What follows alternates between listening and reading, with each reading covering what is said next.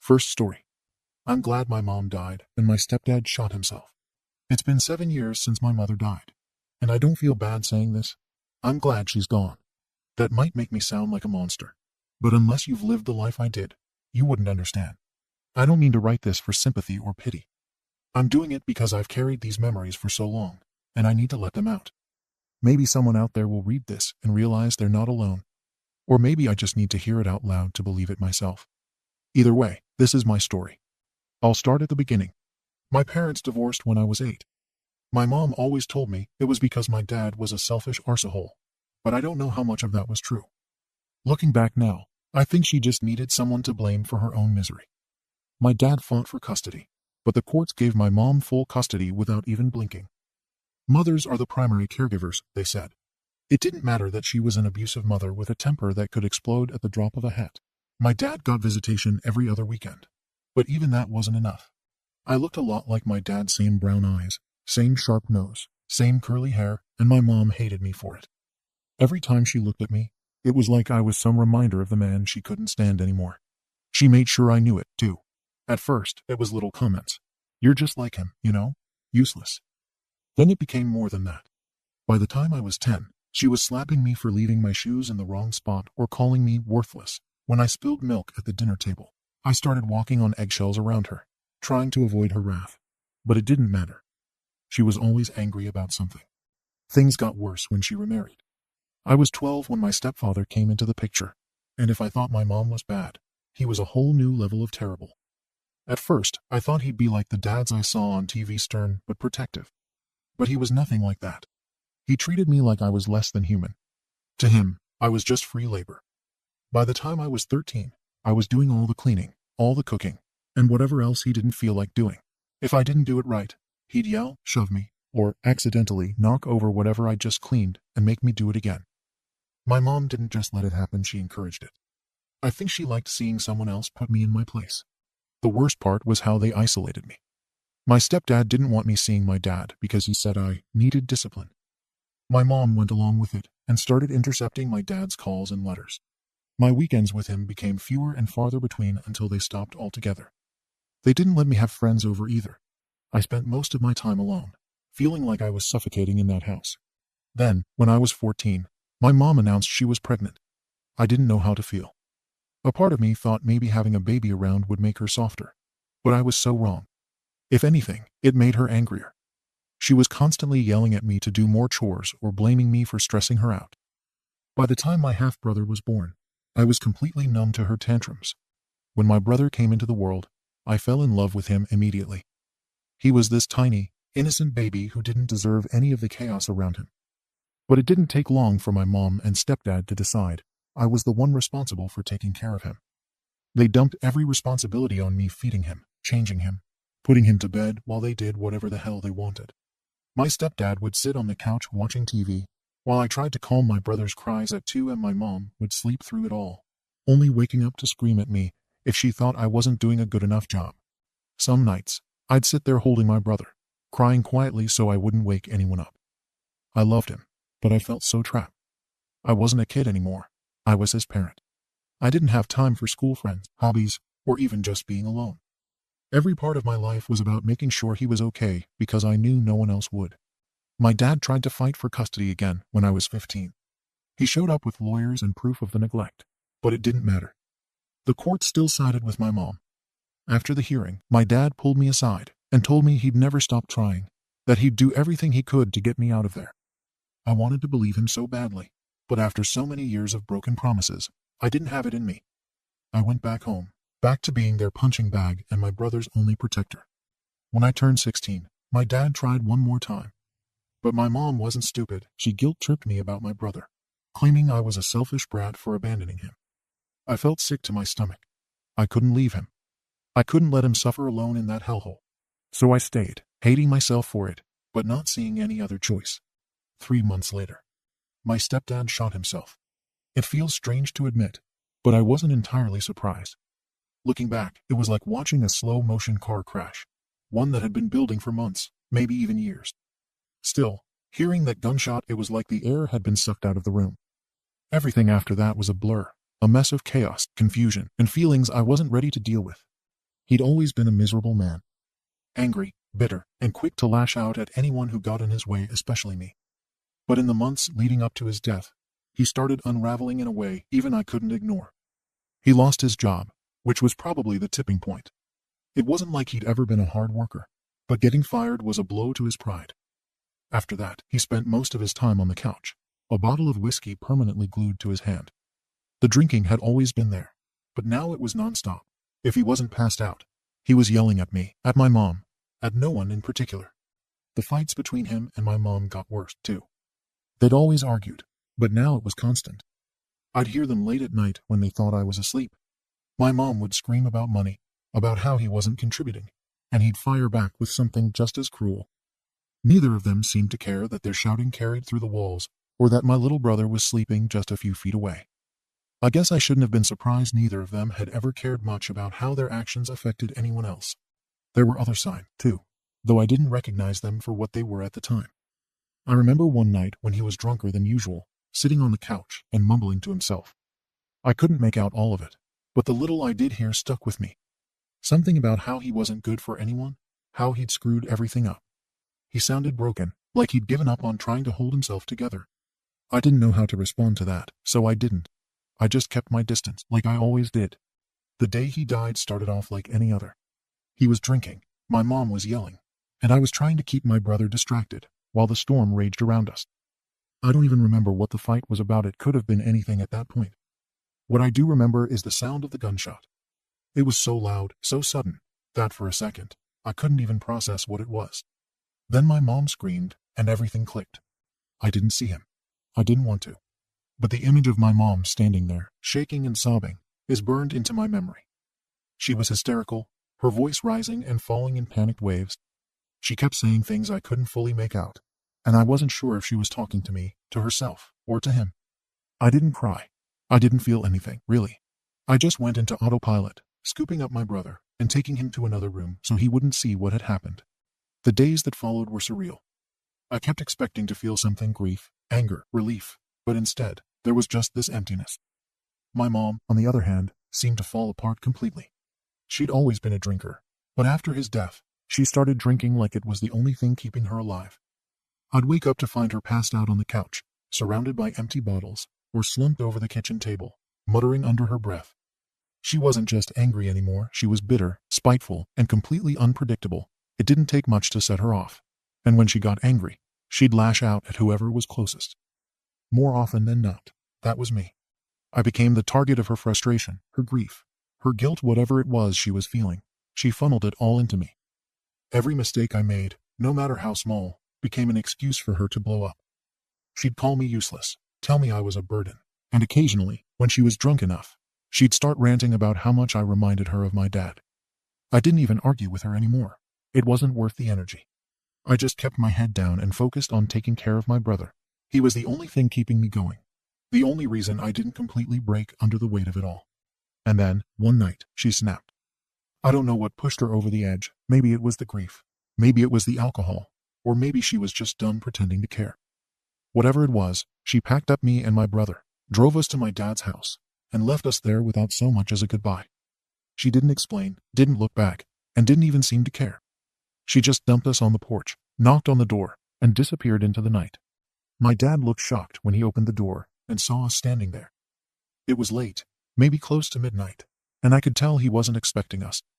But he didn't ask any questions, at least not then. He just brought us inside, offered us food, and promised we'd figure everything out in the morning. I felt a little bit of the weight I'd been carrying start to lift. My dad was here. I wasn't alone anymore. The first few days were strange. My mom didn't call, didn't check in, didn't let us know what was going on. She just vanished. My dad tried to reach out, but her phone was off, and no one seemed to know where she was. I couldn't bring myself to care. I'd spent years wishing she'd leave me alone, and now that she finally had, I wasn't sure how to feel about it. Relieved, guilty, angry. I guess it was all of those things, and more. My brother, on the other hand, was too young to understand any of it. He didn't talk much yet, just a few words here and there. But even without words, it was clear how scared and confused he was. He clung to me constantly, wrapping his tiny hands around my shirt or my arm and refusing to let go. If I left the room, even for a minute, He'd start crying until I came back. It broke my heart to see him like that, so anxious and unsure of what was happening. I tried my best to reassure him, to be the steady presence he needed, but I didn't really know what I was doing. I'd spent so much time trying to protect him from our mom and stepdad that I'd forgotten how to just be his brother. Sarah, my dad's girlfriend, was incredible with him. She had this calm, patient way about her that seemed to make him feel safe. She'd sit on the floor with him, playing with his blocks or showing him picture books, and even though he didn't say much, he started to respond to her little by little. My dad was just as hands-on, taking him outside to play or letting him ride on his shoulders. For the first time, my brother had people in his life who weren't just keeping him alive, they were actually giving him the love and attention he deserved. Watching them with him, I felt a mix of relief and sadness. Relief that he finally had a chance at a real childhood, and sadness that I hadn't been able to give him that before. Therapy was one of the first things my dad and Sarah arranged for us. At first, I hated it. Sitting in a room with a stranger, talking about things I'd spent years trying to bury, it felt like torture. But over time, it started to help. My therapist didn't push me to forgive my mom or my stepdad. She didn't tell me I should feel one way or another. She just listened, and it felt good and helped me discover myself. For my brother, therapy looked different. He was too young to really talk, so his sessions were more about play. The therapist would use toys and games to help him process his emotions in ways he couldn't put into words. It took time, but he started to come out of his shell. He'd smile more often, laugh when Sarah made silly faces, or toddle over to my dad with his arms outstretched, asking to be picked up. Those moments were small, but to me, they felt monumental. After everything we'd been through, seeing him start to trust people again was nothing short of a miracle. Meanwhile, I was still trying to figure out how to process my mom's disappearance. She'd left us with no warning, no explanation, and no idea if she was ever coming back. A part of me felt abandoned all over again, even though I'd spent years wishing I could get away from her. But another part of me was just relieved. I hated the way she treated me, the way she'd used me like a punching bag for all her anger and frustration. I hated that she'd made me feel like my only purpose was to serve her, to take care of my brother, to shoulder all the burdens she refused to carry. With her gone, I finally had a chance to breathe, but it was hard to shake the guilt that came with that relief. Then, 2 days later, the police showed up at my dad's house. My mom was dead. They told us she'd been found in a hotel room, and from what they said, it sounded like she'd been drinking heavily. She choked in her sleep and never woke up. I didn't cry. I just sat there, numb, while my dad talked to the officers and handled whatever needed to be done. I remember looking over at my little brother, sitting on the couch with a blank expression, and thinking, how am I supposed to explain this to him? How am I supposed to make this okay?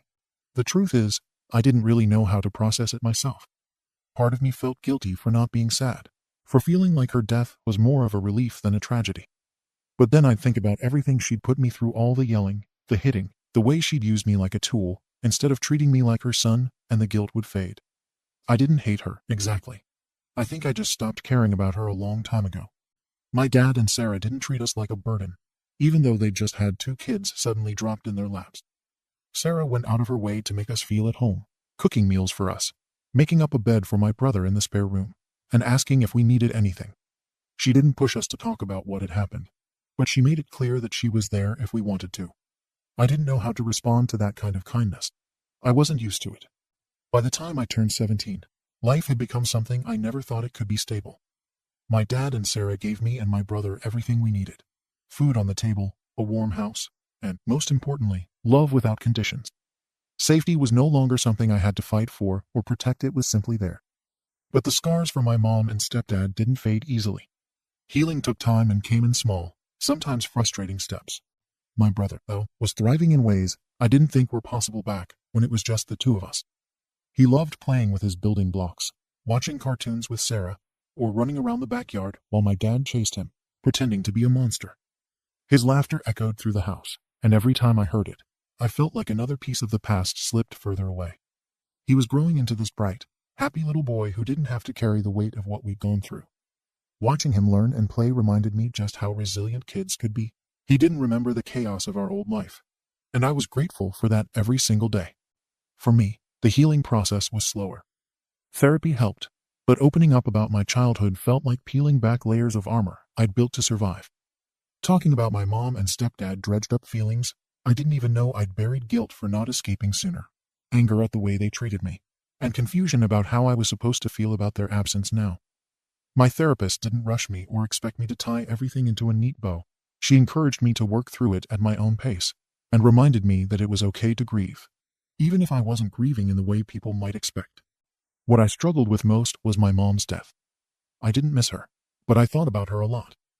Not the person she actually was, but the version of her I'd wanted so desperately as a kid, the mom who would have hugged me when I was scared, cheered me on at school events, or told me I was enough. That version of her had never existed, and accepting that hurt in a way I hadn't been prepared for. My therapist said I was mourning what could have been, not what was, and that made sense to me. My dad and Sarah were supportive in ways I didn't even know I needed. They didn't push me to share more than I was comfortable with, but always made it clear they were there when I was ready. They celebrated my small victories in therapy, encouraged me to think about a future that didn't revolve around just surviving, and gave me the space to figure out who I was beyond the trauma. It was strange at first, having people in my corner who didn't expect anything in return, but slowly, I started to believe that maybe I deserved it. Around this time, I came out to them. It wasn't some big dramatic moment, just a quiet admission over dinner one night. I told them I was gay, and they took it exactly as I'd hoped, with no judgment, just acceptance. My dad said, "Okay," and Sarah smiled and told me she loved me. That was it. No awkwardness, no follow-up questions, just unconditional support. I hadn't realized how much I'd been holding my breath until I let it out. Their response gave me the confidence to be myself, and I moved on from it without looking back. Now I'm 23, and life looks nothing like it did back then.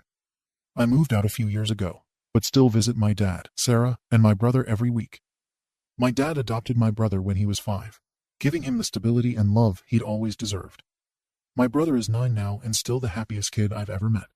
He's smart, kind, and endlessly curious, always showing off the projects he's working on at school or dragging me outside to kick a soccer ball around. Sometimes, I look at him and wonder how he turned out so well after everything we went through. But then I remember how much love he's been surrounded with since we left that house. As for my dad and Sarah, they're still as supportive as ever. People sometimes ask why they never had kids of their own, and the answer is simple. They already had us.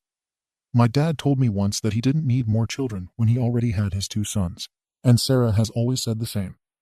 They've been everything we needed and more, and I'll always be grateful for the family they helped us rebuild. Even as I look forward to the future, I haven't forgotten where we came from. The scars my mom and stepdad left behind haven't disappeared, but they've stopped controlling me. They're part of my story, but they don't define me anymore. What defines me now is the family we've built, the love we've found, and the life we've created from the ashes of everything that tried to break us. I have a life I'm proud of, and for the first time, I can say that I'm truly happy. Second story. My parents raised my sister after her mom died, as they were her godparents. Now, my sister, who never cared about my parents, showed up demanding my mom's engagement and my dad's house, which I renovated, or buy her out, threatening to sue me and manipulating the whole family, saying that I betrayed her. Now, my family is harassing me. So I 26F have a sister 31F. Let's call her Jane. Jane is not my biological sister, but we grew up in the same household. For as long as I can remember, Jane has had this victim mentality. Mom died when she was young. Dad was never in the picture, but my mom's aunt/godmother took her in. She lived with us for 13 years before she got married and moved to Idaho with her husband.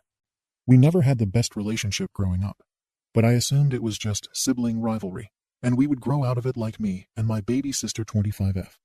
My mom passed away in 2020, and Jane thought it was only right that she inherit my mom's engagement ring, even after declaring at the funeral that my mom was not her mom, just a woman who helped raise her. I then moved back into my parents' home because I felt bad for my dad and didn't want him to be alone.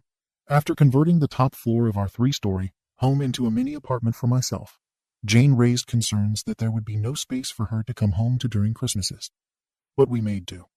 My dad recently paid off the home and signed the deed over to me under the condition that he live there rent-free until he dies, since I had been helping him pay the mortgage and would continue to pay the taxes on the home. I dismantled the apartment on the 3rd floor, making it once again a 5-bedroom home. However, 2 of the bedrooms my sisters used to occupy are now a walk-in closet and a room for my dogs. I added a pool, a new bathroom, renovated the kitchen, and turned the basement into a bar lounge area. Once this was completed, Jane asked me how we would split the sale of the home. I was confused as to what she meant. I was not selling my home. She stated that since my dad paid it off when he died, that house would go to all of us, and we should just go ahead and sell the property now. I told her I was not selling, and that my dad signed it over to me. She then said she would call someone to appraise the home, and I would then have to buy her and my little sister out.